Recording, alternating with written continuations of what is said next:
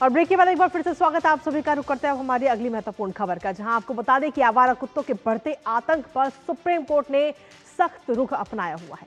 राज्यों की लापरवाही पर अदालत ने कड़ी नाराजगी भी जताई और सभी केंद्र शासित प्रदेश और राज्य के मुख्य सचिवों को कोर्ट में पेश होने का आदेश दे दिया गया। दरअसल आपको बता दें कि 3 सदस्यीय विशेष बेंच इस पूरे मामले की सुनवाई कर रही है और जिन राज्यों ने अब तक हलफनामा दाखिल नहीं किया उनसे जवाब मांगा गया है। साथ ही सुप्रीम कोर्ट ने यह भी साफ किया कि कोई वर्चुअल पेशी नहीं चलेगी और सबको फिजिकली ही हाजिर होना होगा कोर्ट में। साथ ही आपको यह भी बता दें कि अकेले दिल्ली में ही करीब 10 लाख आवारा कुत्ते हैं और 2024 की अगर हम बात करें तो 68,000 से ज्यादा डॉग बाइट्स के केसेस जो हैं वो दर्ज किए गए। और इस मामले को लेकर एक सर्वे भी हुआ था जिसके मुताबिक 71% लोगों ने माना है कि उनके इलाके में कुत्तों का हमला इस समय अब आम बात बन चुकी है। अब ऐसे में हर किसी की नजर आज होने वाली इस अहम सुनवाई पर है। करेंगे चर्चा अपने संवाददाता से, उससे पहले आपको दिखाते हैं आवारा कुत्तों पर सुप्रीम कोर्ट में अहम सुनवाई। तो आवारा कुत्तों के मामले पर यह अहम सुनवाई आज होनी है जिसमें राज्यों की लापरवाही पर कोर्ट ने अपनी नाराजगी भी व्यक्त की है। सीधे तौर पर कोर्ट की तरफ से नाराजगी व्यक्त की गई। 3 सदस्यीय विशेष बेंच इस समय इस पूरे मामले को लेकर सुनवाई कर रही है और आज ये अहम सुनवाई भी होने जा रही है जिसमें आज की अगर हम बात करें तो मुख्य सचिवों की आज पेशी होगी। केंद्र शासित प्रदेश और बाकी जो राज्य हैं उन सभी के मुख्य सचिवों की आज पेशी होगी। वो अपना जवाब देंगे। हलफनामा दाखिल ना करने पर उन सभी को जवाब देना होगा कि जब इससे पहले कोर्ट की तरफ से आदेश दिया जा चुका है कि सभी राज्यों को हलफनामा दायर करना है तो आखिर क्यों हलफनामा अभी तक जमा नहीं किया गया। इसके साथ ही आवारा कुत्तों की जो समस्या है उस पर भी इन सभी को अपनी रिपोर्ट सौंपनी है। 22 अगस्त 2025 को कोर्ट की तरफ से आदेश दिया गया था कि सभी राज्य जो हैं अपनी अपनी एक रिपोर्ट कोर्ट में पेश करें।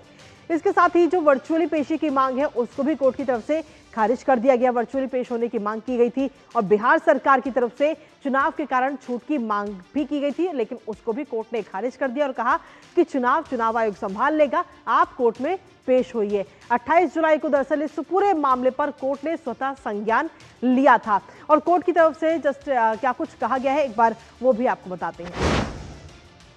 सीधे तौर पर आपको बता दें कि जस्टिस विक्रम नाथ की तरफ से कहा गया कि जब हम मुख्य सचिवों से हलफनामा दाखिल करने के लिए कहते हैं तो वो इस पर चुप्पी साधे रहते हैं। हमारे आदेश का कोई सम्मान नहीं है तो ठीक है, उन्हें आने दीजिए, हम उनसे निपट लेंगे। ये बात जस्टिस विक्रम नाथ की तरफ से कही गई। इसके साथ ही जो 3 सदस्यीय बेंच है उसकी तरफ से क्या कुछ कहा गया, यानी कि पूरा अगर हम देखें तो सुप्रीम कोर्ट की तरफ से क्या कुछ टिप्पणी की गई है वो भी एक बार आपको बता दें। सुप्रीम कोर्ट की तरफ से कहा गया कि आवारा कुत्तों के लगातार हमलों से देश की छवि जो है वो खराब हो रही है। केवल पश्चिम बंगाल, तेलंगाना और दिल्ली नगर निगम ने ही अनुपालन हलफनामा यानी कि कार्रवाई की जो रिपोर्ट है वो दी है। बाकी राज्यों ने अभी तक ये बताने वाली कोई रिपोर्ट दाखिल नहीं की है कि उन्होंने एनिमल बर्थ कंट्रोल ABC नियमों के तहत क्या कुछ अहम कदम उठाए हैं। हालांकि जब से ये पूरा मामला शुरू हुआ है तब से लेकर अभी तक की कार्रवाई पर अगर हम नजर डालें तो कब कब क्या क्या हुआ वो भी आपको बता देते हैं, क्योंकि सबसे पहले इस पूरे मामले की जो शुरुआत है वो शुरुआत हुई थी 28 जुलाई 2025 को। और 28 जुलाई 2025 को जब आवारा कुत्तों के हमले से होने वाली मौतों का सुप्रीम कोर्ट ने स्वतः संज्ञान लिया था और उसके बाद में अगली तारीख 11 अगस्त 2025 जब आवारा कुत्तों को 8 हफ्तों में ही दिल्ली NCR के आवासीय क्षेत्रों से हटाकर शेल्टर होम भेजने का आदेश सुप्रीम कोर्ट ने दिया। लेकिन जैसे ही ये आदेश आया 11 तारीख को तो उसके बाद इस आदेश का विरोध होने लगा, जिसके बाद में 13 अगस्त को फैसले का विरोध होने पर CJI गवई ने फैसले के रिव्यू के लिए 3 जजों की स्पेशल बेंच को पूरा केस सौंप दिया। 14 तारीख को 3 जजों की जो स्पेशल बेंच है उसने अपना फैसला सुरक्षित रख लिया, जिसके बाद 22 अगस्त 2025 को कोर्ट की तरफ से आदेश आया कि पकड़े गए कुत्ते नसबंदी करके छोड़े जाएंगे और जो खूंखार कुत्ते हैं वो कैद में रहेंगे। 27 अक्टूबर 2025 को राज्यों की लापरवाही पर कोर्ट ने नाराजगी जाहिर की और मुख्य सचिवों को कोर्ट में पेश होने का आदेश दिया, जिसके बाद में आज मुख्य सचिव पेश होंगे।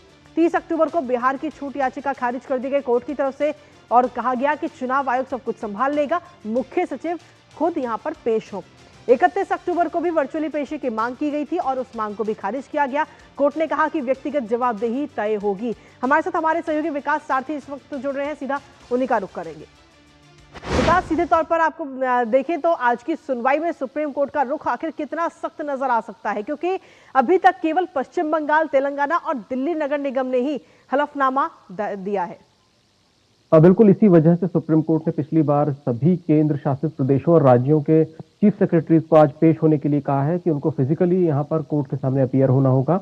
जहां तक कोर्ट की नाखुशी की बात है तो कोर्ट ने कहा था कि हमारा जो पिछला आदेश है उसकी एक कंप्लायंस रिपोर्ट आप दीजिए कि उस पर क्या एक्शन लिया गया है, और इन्हीं तीन रेस्पोंडेंट्स को छोड़कर कहीं से कोई जवाब नहीं आया था। जी। उम्मीद यह है कि आज ज्यादातर राज्य और यूटीज अपने जवाब के साथ पेश होंगे और हो सकता है कोर्ट इसके बाद इन लोगों को पर्सनल अपीयरेंस से छूट दे दे, एग्जेम्प्ट कर दे, क्योंकि चीफ सेक्रेटरी को अगर के कद की बात की जाए तो वो सबसे जी। बड़े अधिकारी हैं राज्य में। और कोर्ट अक्सर हमने देखा है कि इसलिए चीफ सेक्रेटरीज को तलब करता है ताकि जो प्रशासन है वो एक्टिव हो, वो इस पर कार्रवाई करे। और उम्मीद यही है कि आज के जो पूरी सुनवाई है उसके बाद कुछ ही राज्यों का की स्थिति ऐसी होगी जिन्होंने कंप्लायंस रिपोर्ट नहीं दी होगी, क्योंकि जब चीफ सेक्रेटरी को समन किया जाता है तो हर राज्य में हमने देखा है कि अमल जो होता है कोर्ट की डायरेक्शंस पर वो तेजी से किया जाता है। और यही कोर्ट की मंशा भी है कि जो राज्य सरकारें हैं, प्रशासन है, वो जो एक आदेश था सुप्रीम कोर्ट का कि आप स्ट्रीट डॉग्स को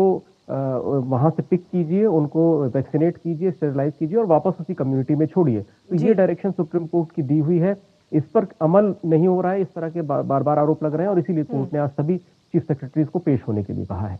बहुत बहुत शुक्रिया तमाम जानकारी और अपडेट्स हमारे साथ साझा करने के लिए विकास। लगातार इस खबर पर आप अपनी नजर बनाए रखिएगा, आगे भी आपसे अपडेट्स लेते रहेंगे। फिलहाल आपका शुक्रिया।